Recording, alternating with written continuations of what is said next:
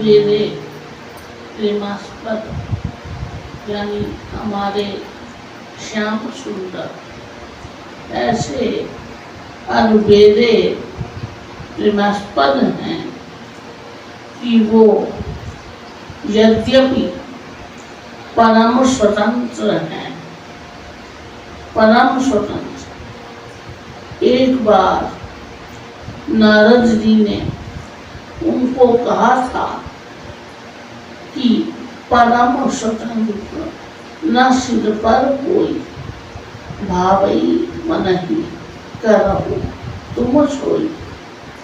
कब कहा था? एक बार जब नारद जी को भगवान ने बंदर का रूप दे दिया था, बंदर का मुंह दे दिया था, तब गुस्से में भरकर नारद जी भी उनके परम भक्त हैं, भगवान के पार्षद हैं, ऐसे वैसे तो है नहीं, भक्ति के आचार्य हैं नारद जी।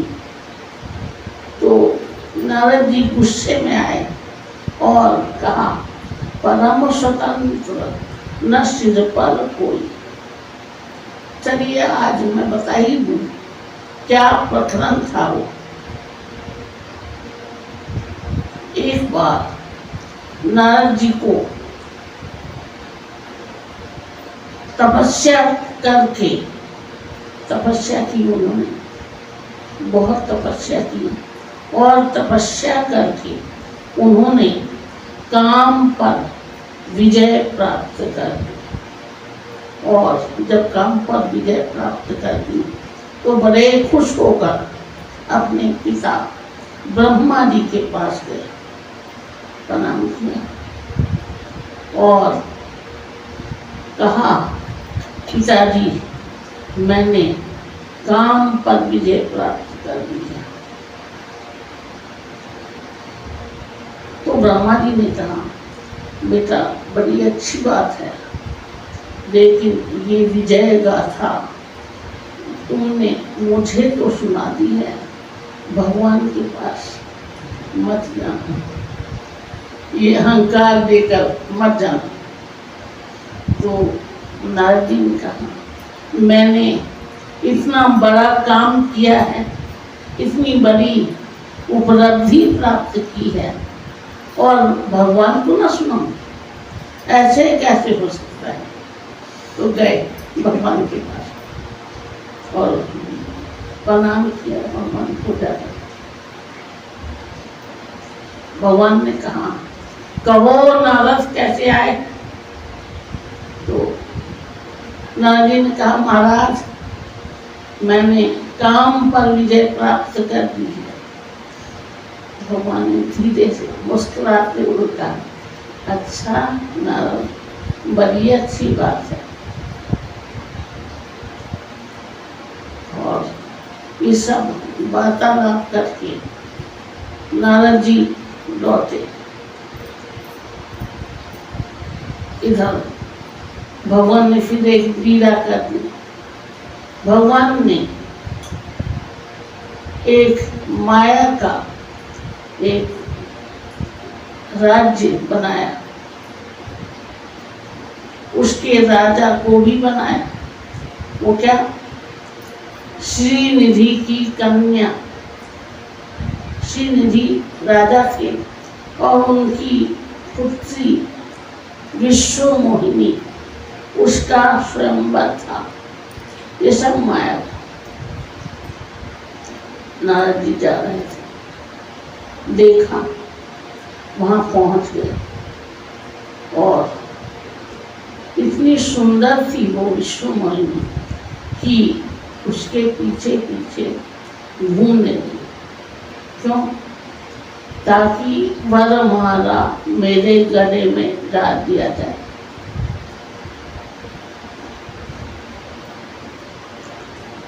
लेकिन वो तो बहुत सुंदर थी।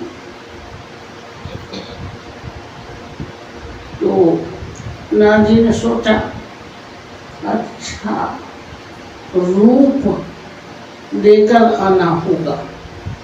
तो तुरंत फिर वापस गए भगवान के पास। महाराज रूप दे दीजिए, हरि रूप, यानी अपना रूप दे दीजिए। तो भगवान ने कहा कि अच्छा ठीक है। अच्छा ये बताओ नारद, तुमको रूप की क्या जरूरत पड़ेगी बुढ़ापे में? तो नारद जी ने कहा कि भगवान से कहा, महाराज सोचा है कि शादी कर लूं, विवाह कर लूं। घर में कोई है नहीं खाना वाना बनाने के लिए, तो एक स्त्री आ जाए, अच्छा रहे। अच्छा नारद। तो भगवान ने कहा ठीक है, जाओ दिया रूप। वो हरि रूप देकर नारद जी पहुंच गए उस विश्व मोहिनी के पीछे पीछे, फिर चलने लगे। जब दरबारियों ने देखा नारद जी को तो हंसने लगे जोरों से, हा हा हा हा हा, सब हंसने लगे। तो नारद जी सोचे कि ये हंस तो नहीं। जब सब को देखा, नारद जी ने अपना रूप देखा तो भगवान ने उनको बंदर का रूप दे दिया था। देखिए, हरि का मतलब संस्कृत में बंदर होता है और एक मतलब है हरि यानी भगवान।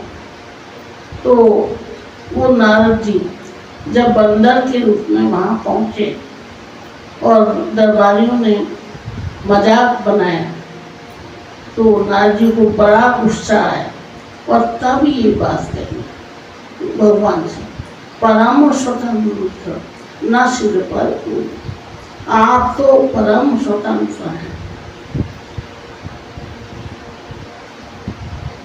तो भगवान वास्तव में परम स्वतंत्र हैं। ये तो मैंने आपको एक लीला बताई।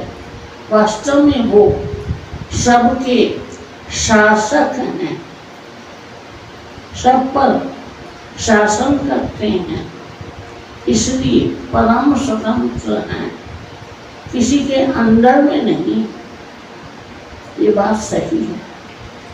देखिए यहाँ पर रसिक संत कह रहे हैं कि वही भगवान अद्वैत प्रेमास्पद एक तत्व के अंदर में हो जाते हैं। वो तत्व क्या है? वो तत्व है भक्त के अंदर में हो जाते हैं। यानी जिस भक्त के पास वो भक्ति है, वो प्रेम है, उसके अंदर में वो हो जाते हैं। कैसे हो जाते हैं? देखिए, वो नहीं जात समाधिन योगिन जी।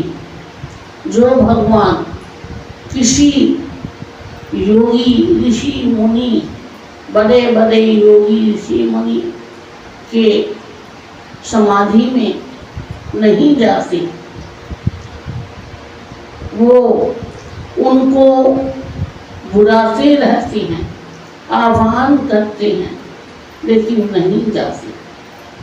वही भगवान वो क्या करते हैं? नाचत ताथी, वो नाच रहे हैं, ताथी ताथी ताथी ऐसा करते हुए नाच रहे हैं। कहाँ? ब्रज में, ब्रज में नाच रहे हैं। गोपियाँ ताली बजाती हैं और वो भगवान नाच रहे हैं। तो आप देख सकते हैं कि हमको भगवान भक्तों के वश में होकर इस प्रकार नाचते हैं।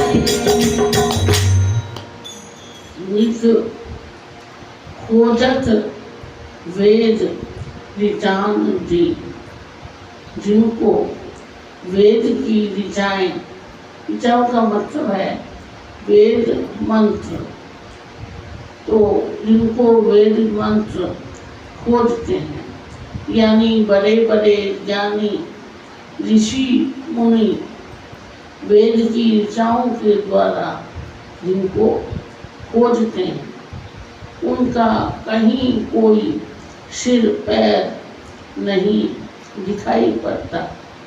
लेकिन वो भगवान बनी यशोमती के यहाँ ब्रज में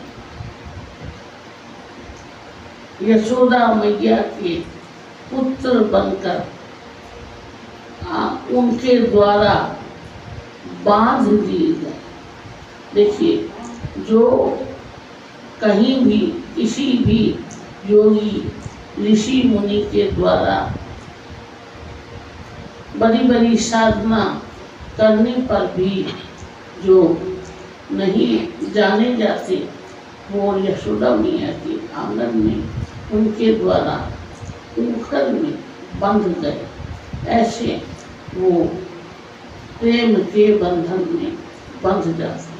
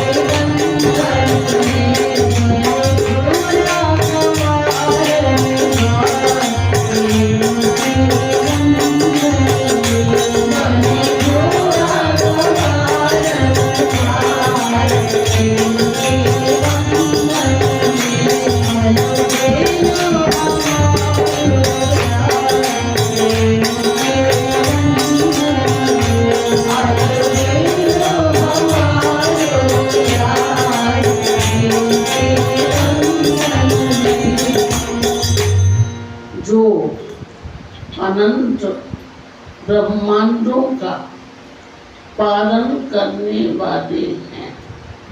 भगवान पालन करता है। अनंत ब्रह्मांडों का पालन करने वाले हैं। वही भगवान ग्वाल बालों के मुख से छीन छीन कर झूठे कौल खाती हैं।